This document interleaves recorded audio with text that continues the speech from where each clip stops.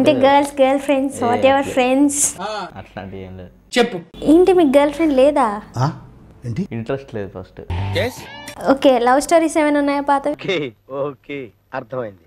ఏమీ లేవు. సో నువ్వు బుద్ధిమంతుడే అన్నమాట. ఏంటి బాబా అన్న ఇంకోసారి నన్ను చూసి ఎవరు లవ్ చేస్తారు చెప్పు. అమ్మో వేసేసాడు బిస్కెట్. ఇన్ని ఇయర్స్ కష్టపడుతూనే ఉన్నారు కదా కంటిన్యూస్ గా. మ్యాటర్ మీకు కూడా తెలిసిపోయిందా సార్? నాకేటే బాబు మొత్తం ఈ ప్రపంచానికి తెలిసిపోతాను. అవును. ఇన్ని ఇయర్స్ లో నాకు ఫుల్ దిల్ ఖుషి అయింది. ఏదైనా మూమెంట్స్ ఉన్నాయా మీకు? అట్లా అంటే ఏం లేదు, అంటే చాలా డిసప్పాయింట్ అయినవి ఉన్నాయి. కరెక్ట్, ఇది కరెక్ట్ గా చెప్పావయ్యా.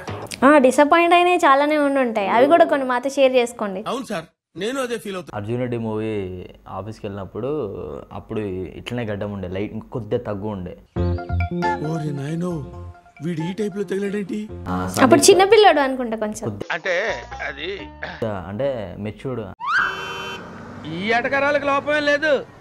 గడ్డం ఉండే, కొంచెం బక్క ఉండే. సందీప్ సార్ ఆడు ఉన్నారు, విజయ్ అని అక్కడ కూర్చున్నా. ఆఫీస్కి వెళ్ళినప్పుడు అయ్యి బాబోయ్ నిజమే, నమ్మబుద్ధి కావట్లేదురా.